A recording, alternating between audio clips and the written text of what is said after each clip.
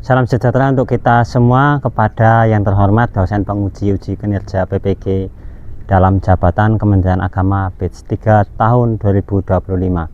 Perkenalkan, nama saya Yunis Dharmoko, saya adalah guru pendidikan agama Katolik di SMP Negeri 1 Pagelaran, Kabupaten Pringsewu, Lampung.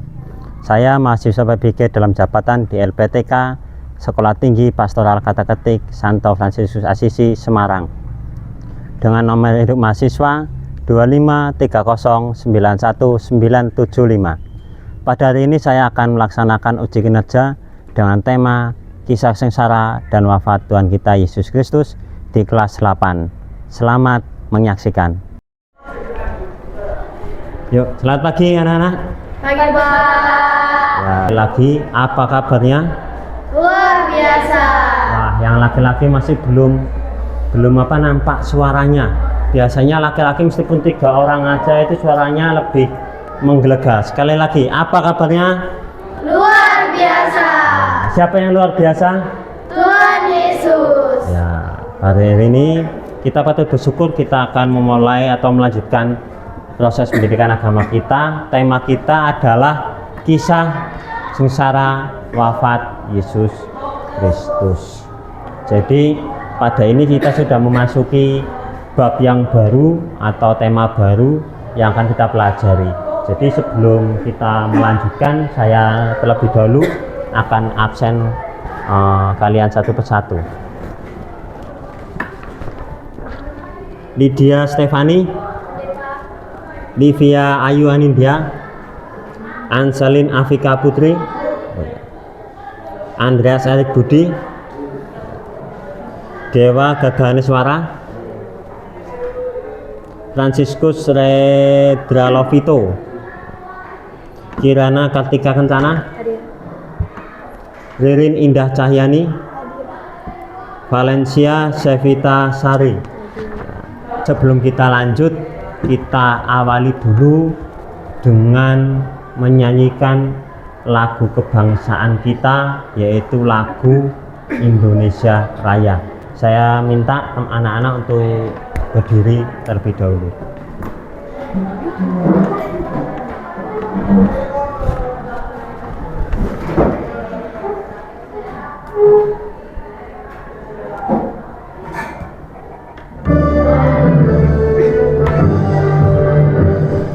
Indonesia airku, tanah tumpah darahku, di sana aku berdiri jadi pandu hidupku. Indonesia kebangsaanku, bangsa dan tanah air. Marilah kita bersatu, Indonesia bersatu. Hiduplah tanahku, hiduplah negeriku, bangsaku, negeriku semua. Bangunlah jiwanya, bangunlah badannya untuk Indonesia Raya. Indonesia merdeka, merdeka, tanahku, negeriku yang ku cinta. Indonesia merdeka, merdeka, hiduplah Indonesia Raya. Indonesia merdeka, merdeka, tanahku, negeriku yang ku cinta. Indonesia merdeka, merdeka, hiduplah Indonesia Raya. Baik, sebelum kita melanjutkan pelajaran kita hari ini, kita awali dulu dengan doa pembukaan. Saya minta tolong kepada saudari Kirana atau anak Kirana untuk memimpin kita dalam doa. Kita bersatu di dalam doa. Mari kita bersatu dalam doa, dalam nama Bapa dan Putra dan Roh Kudus. Amin. Selamat pagi Allah Bapa kami yang penuh kasih, puji dan syukur kami haturkan kehadirat-Mu atas penyertaan dan bimbingan-Mu pada hari ini. Bimbinglah kami ya Bapa dalam kegiatan belajar kami pada hari ini, agar kami semakin kau mampukan untuk memahami kisah sengsara dan wafat putramu. Engkau kami puji ya Bapa, ini dan sepanjang masa.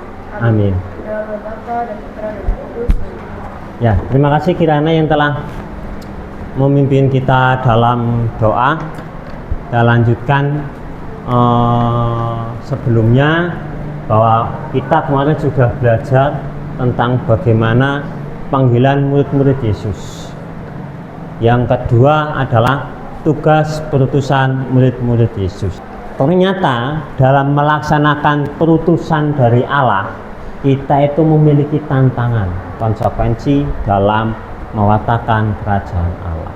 Nah, secara khusus pada hari ini kita akan belajar bagaimana konsekuensi Yesus dalam mewatakan kerajaan Allah di dunia. Dan tema pertama kita akan belajar tentang kisah sengsara dan wafat Tuhan kita Yesus Kristus. Sebenarnya saya mau tanya, apakah pewatan Yesus itu diterima oleh semua orang pada waktu itu? Menurut kalian diterima atau tidak? Tidak. Ada yang diterima? Setuju kalau pewatan Yesus tidak semua orang menerima? Setuju. Tolak Yesus. Apa konsekuensi dari pewatan Yesus? Dibenci.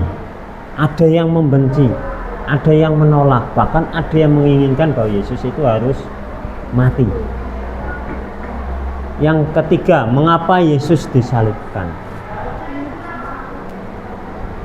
Ya, kan dalam iman kita tujuan Yesus disalibkan adalah sebagai penebusan dosa-dosa manusia. Semuanya itu sudah dirancang oleh Allah. Tujuan belajar kita pada hari ini yang pertama, kita semua mampu memahami makna pengorbanan Yesus sehingga mampu menerapkan dalam kehidupan sehari-hari dengan berpihak pada yang miskin, menderita, dan kekurangan. Itu tujuan belajar kita. Ya, kita akan mempelajari tentang materi ini. Terus sebelum kita masuk ke lebih dalam, kita akan membaca sebuah kisah bagaimana seorang yang menjadi atau ditunjuk memiliki tanggung jawab untuk melaksanakan tugas ternyata tidak semuanya mendukung. Nah, hal itu tertuang dalam sebuah cerita yang berjudul Waktu Itu. Jadi silakan saya minta tolong untuk Ririn baca dari alinea pertama dulu. Waktu itu, aku teringat saat-saat aku masih muda belia. Saat masih duduk di bangku SMA di lingkungan KUP aku, sedang diadakan pemilihan ketua OMK, orang muda Katolik. Dan pada saat itu tidak ada seorang pun rekan muda yang bersedia untuk menjadi ketua OMK. Bahkan ada juga orang tua yang tidak mengizinkan anaknya untuk menjadi pengurus OMK di lingkungannya. Akhirnya, ketua lingkungan meminta aku untuk menjadi ketua OMK dan dibantu oleh beberapa rekan muda yang lain menjadi pengurus OMK. Setelah terbentuk pengurus, mulailah kami menyusun program untuk kegiatan bersama anak-anak muda Katolik di lingkunganku. Ternyata rekan-rekan muda di lingkunganku cukup semangat untuk melakukan aneka kegiatan. Beberapa kegiatan yang kami lakukan antara lain perayaan Natal untuk anak-anak Bina Iman, penggalangan dana dengan cara menjual jasa untuk mencuci motor kepada umat, dan lain sebagainya. Yuk, gantian kita.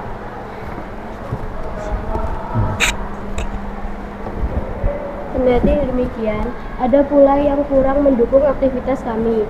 Ada yang mempertanyakan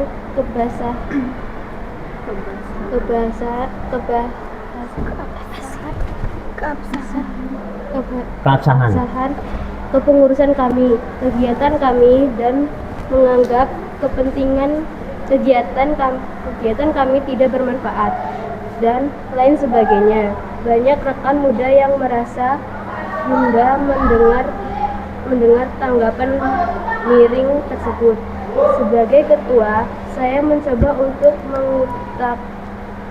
menguatkan mereka. Kendati tersebut sebagai ketua, aku sendiri pun merasa kecewa. Ketua lingkungan dan beberapa orang tua juga memberikan semangat dan menguatkan kami untuk menyelesaikan tugas kepengurusan kami ini. Setelah masa kepengurusan kami selesai, aku tak mau lagi menjadi pengurus OMK di lingkunganku. Sebenarnya aku sendiri cukup sakit hati dengan ragam tanggapan miring selama menjadi pengurus OMK. Aku masih ingin berkembang di lingkungan gerejaku, namun aku tidak mau lagi mengikuti kegiatan OMK di lingkunganku. Sakit hati itu membuat aku benar-benar. Nah, setelah kita mendengarkan cerita tadi, di sini ada beberapa pertanyaan yang harus kita bahas bersama.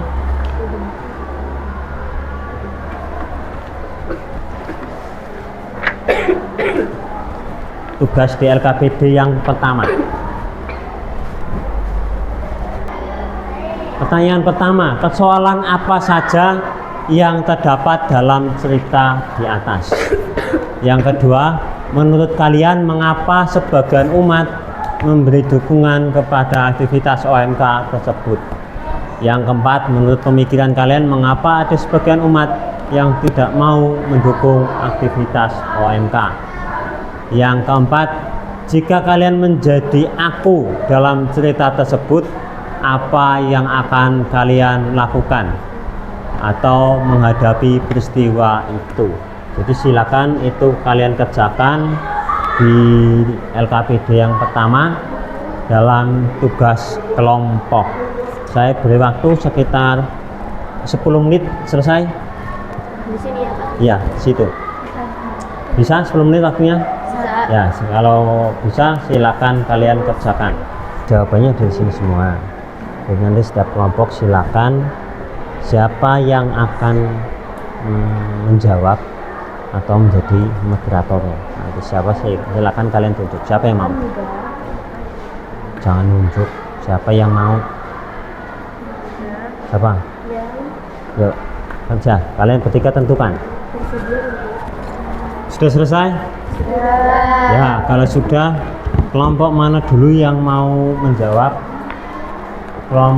Pertanyaan yang pertama, persoalan apa saja yang terdapat dalam cerita di atas?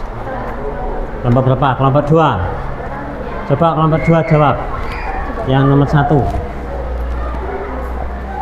Persoalan apa yang dapat dalam cerita di atas? Pada saat ini tidak ada seorang pun rekan muda yang setia untuk menjadi ketua OMK. Ya. Gimana jawabannya? Menjadi pengurus OMK di lingkungan. Pada saat ini tidak ada seorang pun rekan muda yang bersedia untuk menjadi ketua OMK. Ya, itu adalah tantangan. Banyak anak-anak zaman sekarang itu sulit untuk aktif dalam kegiatan menggereja. Contohnya OMK, misdinar, atau muda-mudi yang lain itu sangat sulit. Kalau ditanya, apa kamu pernah ikut misdinar? Jawabannya pernah waktu itu. Kapan? Ketika mau komuni.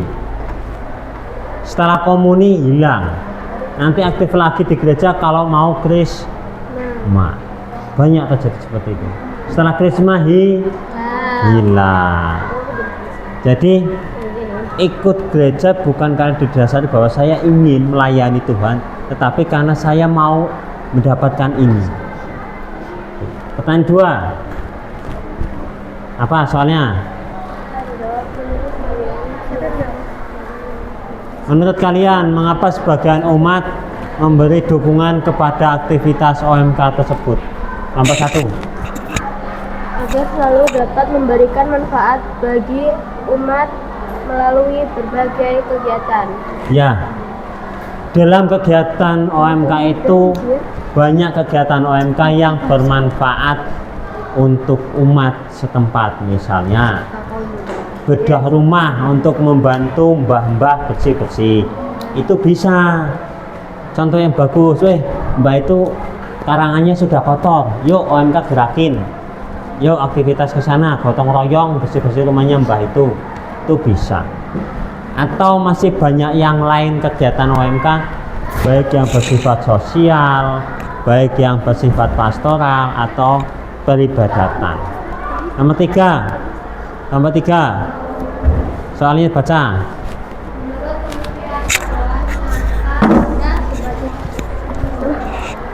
Menurut pemikiran kalian, mengapa ada sebagian umat yang tidak mau mendukung aktivitas OMK? Kenapa?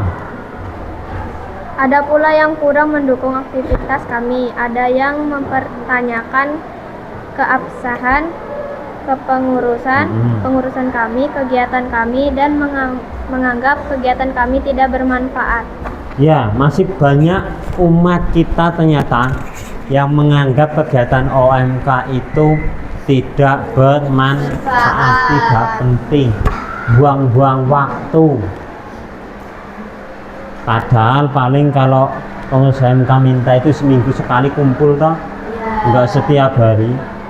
Tapi sangat sulit dan masih banyak yang menganggap bahwa kegiatan itu tidak penting. Nomor 4, Kirana. Jika kalian menjadi aku dalam cerita tersebut, apa yang akan kalian lakukan menghadapi peristiwa itu? Saya tetap percaya kepada rekan-rekan OMK dan akan membangkitkan semangat mereka serta kepercayaan seluruh umat. Ya, saya akan Saya tetap percaya bahwa rekan-rekan OMK akan mengikuti semangat mereka dan akan mengikuti atau membagikan semangat ke mereka, serta percaya kepada seluruh umat bahwa masih banyak umat yang mendukung kegiatan OMK. Nah, jadi anak-anak, ternyata tantangan-tantangan dalam mewatakan kerajaan Allah itu dari zaman Yesus sampai sekarang itu masih ada. Sebelum kita lanjut ke lebih inti lagi, saya akan ngajak kalian untuk ice breaking, permainan singkat, tidak perlu berdiri, cukup dengan duduk. Mainnya lawan kata. Tahu lawan kata? Tahu.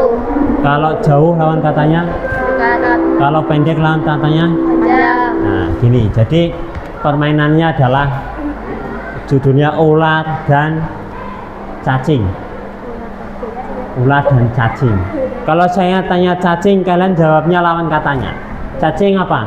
Hewan yang lebih kecil, pendek. Tapi kalian jawabnya yang lebih panjang. Misalnya cacing, kalian jawabnya Ular. cacing, jawabnya panjang. Ular jawabnya pendek. Gitu. Paham ya? Cacing, Panjang. ular, Pendek. cacing, Panjang. ular. Pendek. Nah, enak kan? Nah, tapi sekarang menggunakan gerakan. Cacing, apa tadi? Panjang. Cacing. Panjang. Tapi gerakan kalian menunjukkan gerakan yang pendek. Misalnya, cacing panjang, ular pendek. Gitu ya. Paham nggak? Gitu. Contoh, yuk. Cacing, Panjang. ular. Pendek. Ayo. Jangan sampai mukul temennya. Panjangnya nggak usah gini juga. Ulang lagi. Ular, Pendek. Panjang. ular, Pendek. pendek. Pendek. Nah, kalau menurut kalian, kelompok siapa yang menolak ajaran Yesus? Atau banyak enggak yang menolak ajaran Yesus? Banyak. Misalnya, kita lihat siapa yang menerima dan yang menolak pewartaan Yesus yang pertama, orang-orang miskin dan sederhana. Orang miskin. Orang miskin. Terus yang kedua, orang pendosa. Kenapa orang pendosa? Karena bagi mereka orang-orang yang pendosa itu harus diasingkan. mereka tidak layak untuk bergabung dengan orang-orang yang tidak berdosa. Makanya orang miskin, orang berdosa itu adalah orang-orang yang tersingkir. Nah, yang berikutnya orang-orang sakit yang sembuhkan oleh Yesus. Terus kaum wanita dan anak-anak. Terus yang berikutnya, siapa yang menolak? Para imam dan ahli Taurat. Yang berikutnya, orang-orang Farisi dan para penguasa dan juga orang-orang kaya. Nah, itu ada orang yang menolak dan ada orang yang menerima ajaran Yesus. Baik anak-anak, setelah kita tadi menggali pengalaman lewat gambar dan juga kisah waktu itu, sekarang saatnya kita akan lebih dalam lagi menggali tentang kisah sengsara Yesus dengan membaca Injil Markus bab 15 ayat 1 sampai 39. Nah, ini bacaannya lumayan panjang, jadi saya persilakan anak-anak untuk membaca secara mandiri lewat kitab suci masing-masing. Monggo silakan untuk mulai membaca.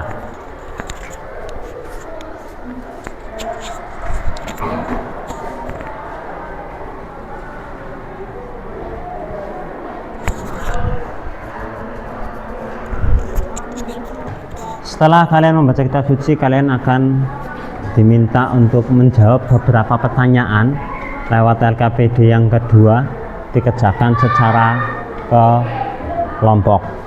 Nanti saya bagi LKPD-nya. Nanti setelah selesai, kalian diminta untuk mempresentasikan.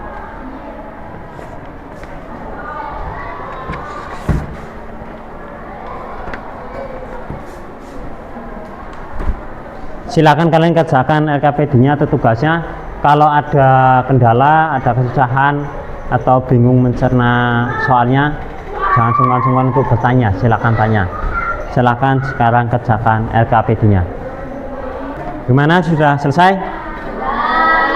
Siap untuk presentasi? Ya, sekarang saya minta kelompok siapa dulu yang siap untuk presentasi? Ya, nanti untuk presentasinya silakan memperkenalkan kelompok. Saya kelompok dari ini.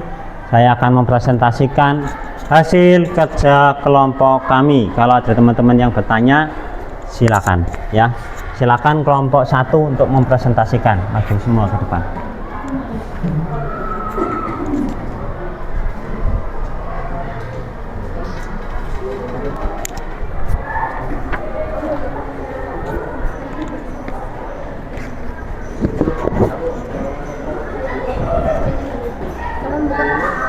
Hai teman-teman, kami dari kelompok 1 ingin mempresentasikan hasil kerja kelompok kami. 1. Mengapa kelompok orang-orang yang menolak pewartaan Yesus itu bersikeras untuk menyalibkan Yesus? Karena mereka merasa ajaran mengancam kekuasaan dan tradisi mereka, tidak percaya Yesus adalah Mesias, serta takut kehilangan pengaruh sosial.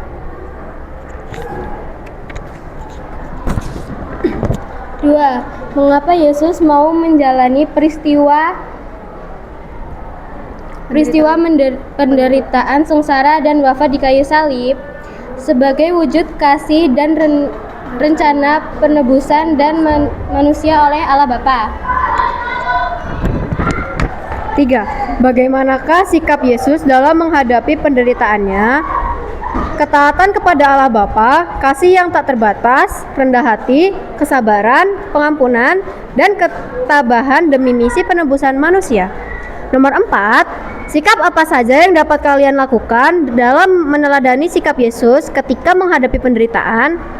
Yang bisa kita lakukan adalah kesabaran, ketaatan hati, pengampunan, dan penyerahan diri kepada Bapa. Sekian presentasi dari kelompok 1, kami ucapkan terima kasih. Ya, itu presentasi dari kelompok 1. Apakah dari kalian ada yang bertanya? Atau merasa cukup? Cukup, oke, kita kasih tepuk tangan untuk kelompok 1. Loh. Anak-anakku yang terkasih dalam Kristus, lewat cerita waktu itu dan lewat bacaan Injil yang kita baru saja bahas, yang kalian kerjakan juga, ternyata pengorbanan untuk melakukan sesuatu belum tentu semua orang mau menerima. Tetapi kita patut belajar dari Yesus, bagaimana Yesus pada waktu itu mendapatkan penolakan. Ya, yang pertama, penderitaan yang dialami oleh Yesus merupakan konsekuensi dari tugas perutusannya untuk melaksanakan kehendak Bapa dalam mewatakan dan menegakkan kerajaan Allah. Banyak konsep pada waktu itu tentang nilai-nilai kerajaan Allah, dan banyak orang juga yang menolak. Kenapa? Yang ada juga yang berdasarkan politik. Tadi jawabannya, mereka takut kesaing, atau mereka tahu tersaing, atau kedudukan mereka takut diambil alih oleh Yesus pada waktu itu. Yang kedua, Yesus bertanggung jawab dan rela berkorban tanpa pamrih sampai mati, menyerahkan dirinya kepada kehendak Bapa. Keteladanan Yesus dalam menghadapi penderitaan tampak dalam beberapa peristiwa berikut.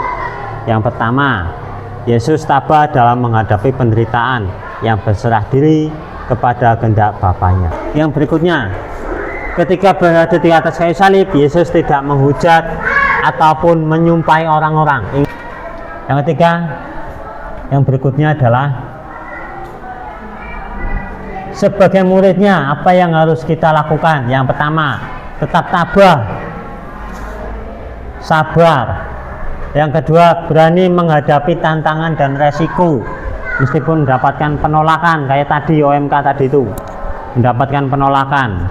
Yang ketiga, kita diajak untuk tetap solider atau peka, solidaritas kepada sesama, kepada mereka yang miskin, menderita dan tertindas. Nah, ini yang terakhir bagi untuk kita adalah refleksi yang harus kita pahami bersama dan harus kita hayati. Yang pertama, apakah balasan kita atas apa yang telah dilakukan Yesus? Ingatkah kalian bagaimana sikap Yesus dalam menghadapi penderitaan? Beranikah kalian meneladani sikap Yesus dalam menghadapi penderitaan? Ini adalah refleksi untuk kita. Ada yang ditanyakan? Cukup? Cukup, artinya kalau memang tidak ada yang pertanyaan, kita akhiri kegiatan kita, pertemuan kita. Sebelumnya, untuk tugas minggu depan, silakan kalian pelajari tentang kisah kebangkitan Tuhan Yesus. Bisa kalian baca lewat Injil Matius bab 28 ayat 1 sampai 9. Ya, itu tugas kalian. Nah, sekarang sebelum kita mengakhiri pertemuan kita tutup dengan doa penutup. Yang bersedia menutup kita dalam doa siapa? Siapa? Andre. Ayo Andre. Marilah kita berdoa. Ya Bapa yang penuh kasih, kami menghaturkan puji dan syukur kepadamu. Hari ini Engkau memberi kesempatan kepada kami untuk belajar memahami akan dengan berfrekuensi karya kewatakan Yesus.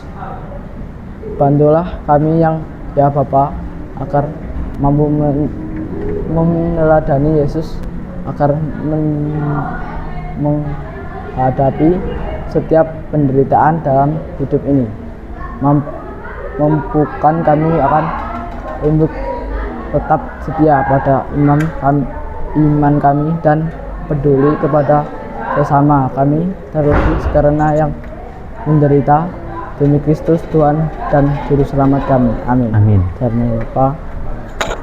Ya, terima kasih Andre yang telah membantu kita untuk menutup dalam pertemuan hari ini. Jangan lupa tetap menjadi anak yang baik dalam setiap menghadapi tantangan tetap andalkan Tuhan Yesus ketika kalian menghadapi kesulitan. Sekian dari Bapak, terima kasih. Tuhan Yesus memberkati, berkah dalam.